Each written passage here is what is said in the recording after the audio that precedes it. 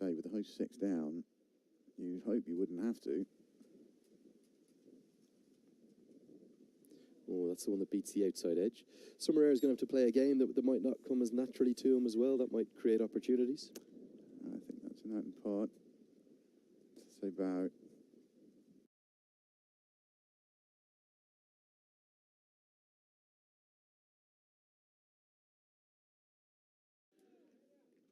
A bit wayward. Wasn't struggling a little to find his length, and Jake Dunford probably could have done even more than that. Shixie took off it.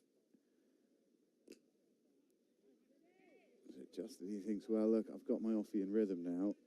Maybe let him keep wheeling away. If I take him off now and bring him back.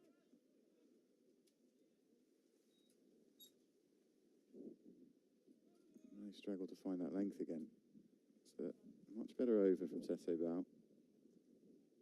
Just the 2 off it. 93 for 6 after 22.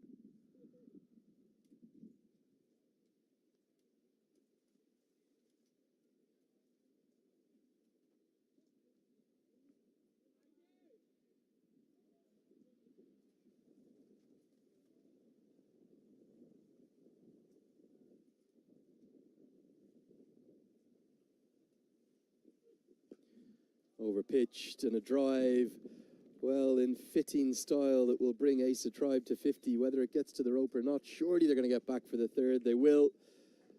And on his return to his home ground, in the form of his life, fresh from back-to-back unbeaten centuries for Glamorgan, he gets to 50. And don't rule out that he might just double that up. 50 coming from 62 deliveries. Very well played. It's tremendous innings under, I have to say, is a remarkable pressure as the top order collapsed around him. He has looked a class apart. It's 302 runs, I think, now, of Ace of Tribe's bat since his last dismissal.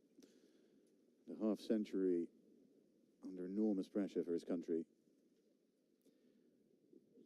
Well, whisper it, some Bradman-esque numbers from Ace of Tribe. Great to see.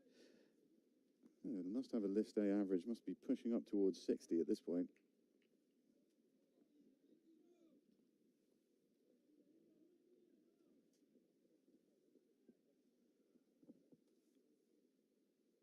I shall see if I can dig them up myself.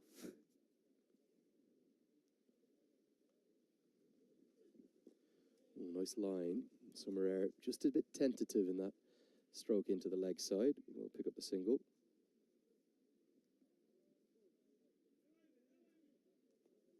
Oh, 55.9 Ace Tribe's list A average before today.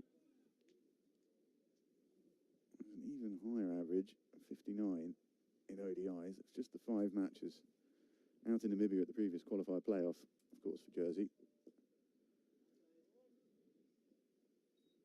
Tucked away for another single. So just the 5 ODIs in Jersey's history. The qualifier playoff. So the teams there don't necessarily get awarded ODI status for the cycle, but all the games played at that tournament do count as ODIs. Yeah, quite like that move. That was announced just before the inaugural playoff, wasn't it? And it's something that is always a hot topic, status and the impact that has on the legacy of the game, the statistics of it. And there is an elitism to one-day international status, and I don't mind that. I think they've actually got the balance really right. I think giving everyone T20I status, allowing Bulgaria to play Romania in an official T20I on an artificial surface is a good thing. But I think the 50-over game, as this has worked around the corner, brilliant timing, going to be 4. Looked like just a clip for 1, but Tribe continues to excel here. It's 4 more. Yeah, it's just the control that he has, and the placement, and the time on the ball that he has to really just angle the bat and send that ball exactly. He's just redirected the pace of Charlie. Say the outfield isn't as quick as it has been. But it's not so slow that a shot like that is not going to reach the rope.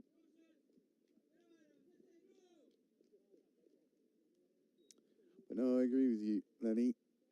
I think that there's always a lot of clamouring about the elitism of ODI status. I think it's honestly a bit of a red herring.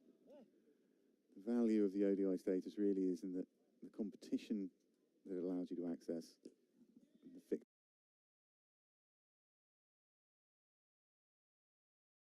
status to tournaments rather than teams per se. It's actually also a precedent that I entirely agree with.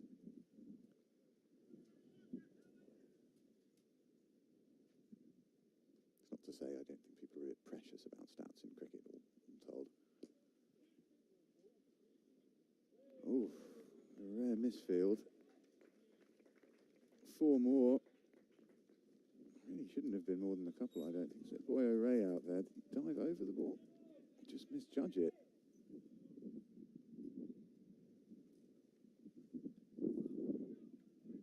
Let's do down the shot. Beautiful little check drive there, and he's just run right over it, hasn't he? Oh, now what's happened here? We're going to need a replay of this. That could have gone anywhere. It's been a while since we've seen a bowler get the better of Asa Tribe. Certainly in the last 40 balls or so he's faced, he's looked in control, but I think that Sese Bao will feel he was in the game there.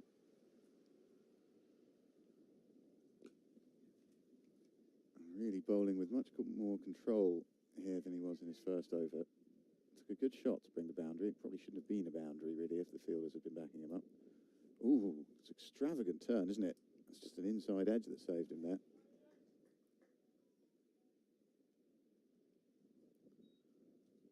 Sadvala proved right once again in persisting with his off-spinner here, Lenny, do you think? Possibly. Still would like to see just a little burst from Ravu against Summerare in particular. Freshen him up. Get a bit of spice up to him. Short and wide. I know who Summerare would rather be facing. Rather be facing Sese Bao. Good running will get them a couple. A few good overs here for Jersey. The runs are coming at a good clip given they're 6 down. 24 are being bowled. It's 111 now. On to a Nelson for 6.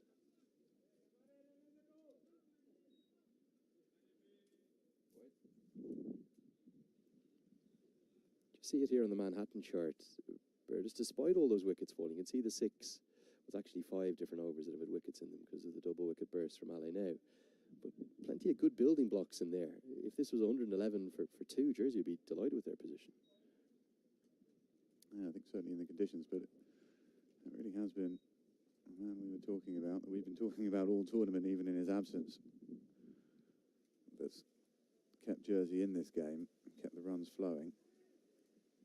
68 balls for his 60 really is remarkable considering the knots that the other batsmen have been tying themselves up in.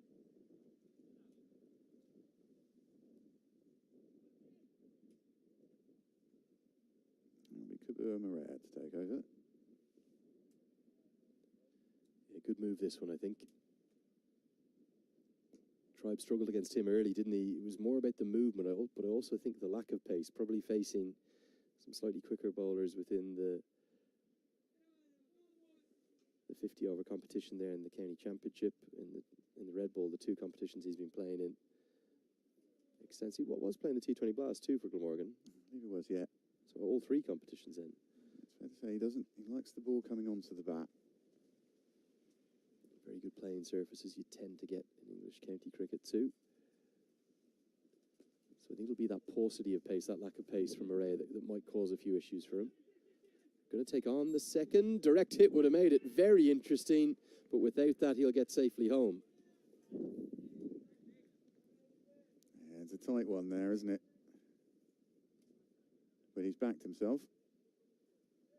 It's very quick behind the wicket, between the wickets is Asa Tribe, as are the majority of this Jersey side.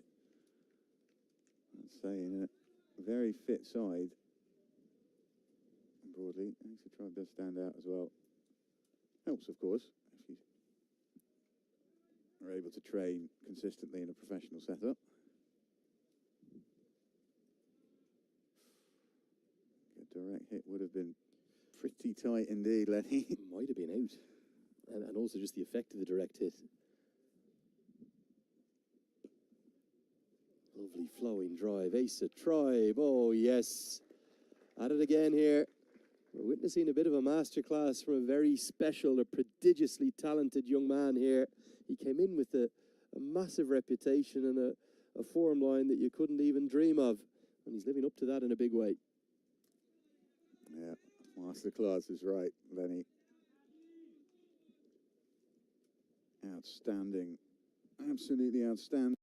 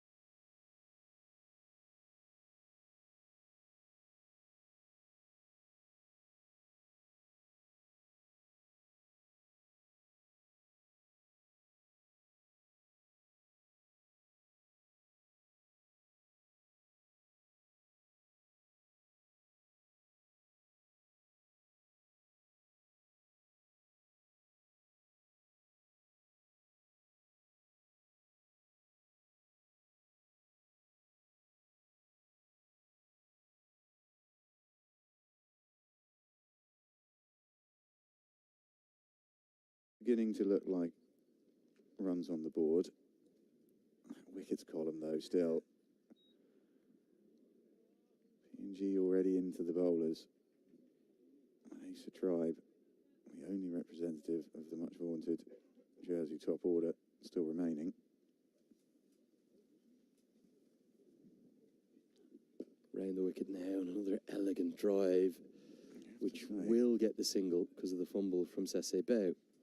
PNG arguably had the toughest schedule at this tournament in terms of back-to-back games. Well, Asad Olavala can probably count himself a little unfortunate that they're playing Jersey at the back end. And this young man has already made the flight over.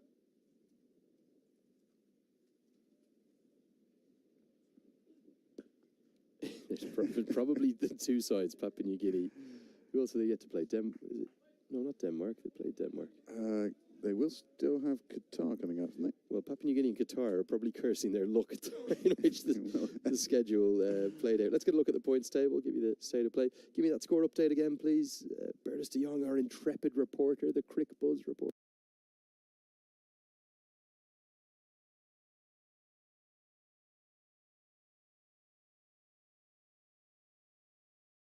The first over, last player, Delawar Khan and Abdullah Mahmoud gave it. So yeah, in a spot of bother, you would say. Kuwait well on top over there.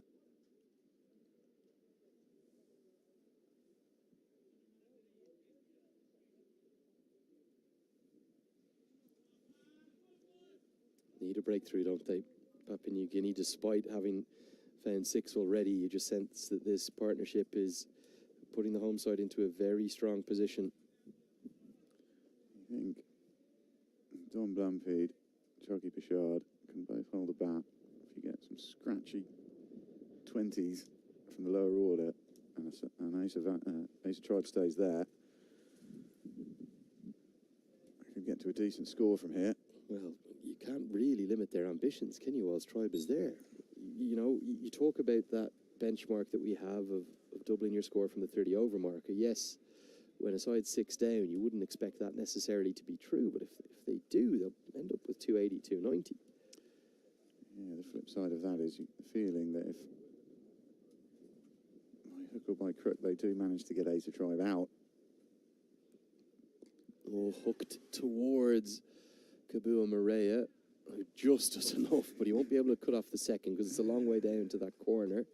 You just wonder, would they be better served getting a swifter fielder down there, given that it's clearly a tactic peppering Summer with Ravu's pace? Well, I wonder as well whether he needs to be that far back on the rope. And normally I'm a big fan of staying back on the rope in the deep, especially when you are essentially setting a trap for the short ball. But the strength of that breeze that's blowing from almost directly behind Maria out there, I don't think, and also with Ravu maybe a yard of pace slower than one we've seen of him. I think if Summerau's playing that hook shot, it's hard to see it carrying all the way out there, isn't it? Yeah, you almost want him 10 yards off and a different fielder out there. Yeah. That's really what they need. It's all wrong. It's clearly the tactic. They've got to get Sese Bow out there. It's going to be the 2 fielding positions. Even there, they've got the sub-fielder, Jason Keela, who's on. Excuse me, Jason Keela's in the 11. So Keela, it's John Carrico who was on briefly as a sub-fielder at one point. Keela's a good fielder. He's out at deep backward square. But I can't quite understand why it's... Could they not get Michael Charlie down there? He's at mid-on at the moment. That's where the ball's gone now. Run-out chance. Oh. Almost run on the shot there, isn't he? Say that they are tempting fate a little bit here. Our Jersey. As I say, they've just been winning this little battle, haven't they? They've been chancing these singles and putting the pressure on, and it was not the best throw either. So a direct hit would have been close, but that was a long way from a direct hit. Good delivery to end with from Ravu. Dot ball to close the 28th. It's 136 for 6. It's not a counter-attack in the sort of conventional style where you think both batters going very aggressively for boundaries and 4s and 6s. They're just counter-attacking through intent. Good running between the wickets and kind of making sure there's very few dot balls. It's a good partnership. Yeah, been very impressed actually. Thought Jake Dunford did a good job. Maybe got a little bit carried away. Was looking to play a shot or two too many. Sumarao here, just, yeah, good positivity. Somehow, in spite of the game state, able to shift the pressure back onto the fielding side. And a lot of that has been this aggressive running that we've seen. Hasn't been risk-free for my money. Hasn't been perfectly executed either. I thought that Sumarao just running his bat in rather than putting a dive in earlier was a bit casual. Michael Charlie returns for his third spell. Just 1 over in his first spell, 3 in his second. And now in for his third. Barramundis just look a bit quiet, don't they? You wouldn't think, kind of, if he came into the ground, you might think, well, this is a second or a third wicket partnership, but it's a 7th wicket partnership that is frustrating them right now.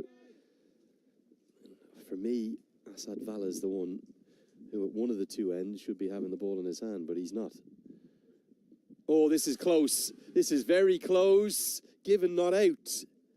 Now, what's this missing? Is it just on high? He's had a little shuffle forward, but he's not exactly a long way down the crease. The line looked decent to me. I'd like to see a replay of this. He's a tall man, Sumarao. Just a height issue, do you think? Oh. I don't know, it's hit him on the knee roll. Are you a bowler's umpire or are you a batter's umpire? Oh, man, I'm giving that out every day of the week. And then I do have a bit of an itchy trigger finger. Keeper up to the stumps now. We're going to get Dash a quick single. Oh, direct hit for Asa Troy. Might have had him in trouble. 2 big moments in the game from consecutive deliveries. LBW decision goes against PNG. And then once more, the throw is wayward. Yeah. We've not seen them hit the stumps yet, have we, Andrew? And there's been shies enough. Usually an excellent fielding side, excellent ground fielding, and usually fairly dead-eyed throws, certainly from inside the circle. Seen plenty of these PNG guys hit with one stump to aim at in the past. But wide, and at times wide by a long way, these throws. Just fatigue, perhaps? It's the absolute inverse from what we saw from yesterday in Grainville.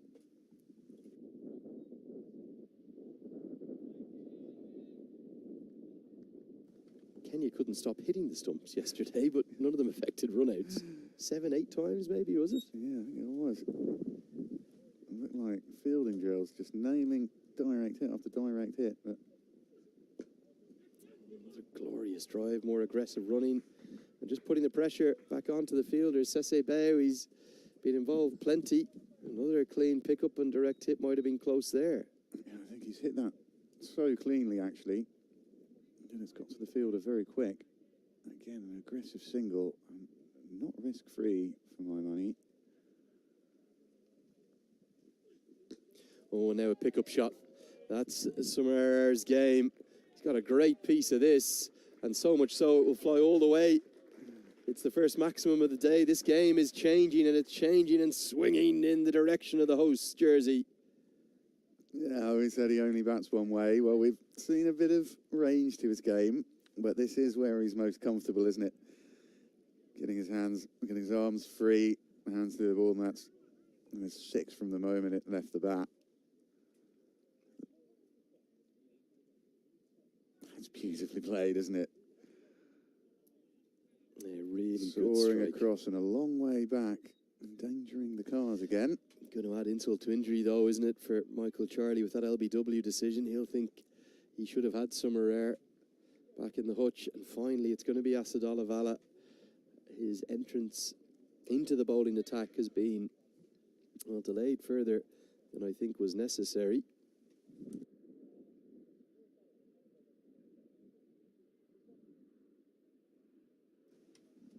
Can he find that same range and accuracy that applied such pressure onto Kenya yesterday? He was a standout bowler by a distance, but picked off into the offside. What will Summer do to Vala here? Because he's going to have an in-out field. Long on is out, deep mid-wicket is out. He's going to give himself protection. He's got to hold his aggression here, doesn't he? Doesn't want to be caught out at long on. Yeah. You have seen that he's capable of reining himself in. Julius Summerhour. Often the pacemen have a reputation for being somewhat intemperate.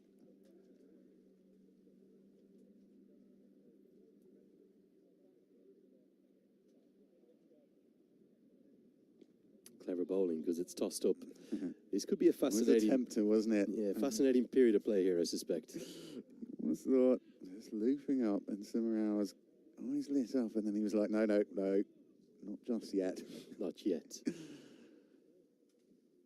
Oh, there's no doubt that Vala is going to try and get Summer Air to hit it to long off or long on. Yeah, I'm not sure he's going to be willing to give it quite as much air and loop bowling at Ace Tribe. This has been a really good contest, hasn't it? It's ebbed and flowed wonderfully well. Jersey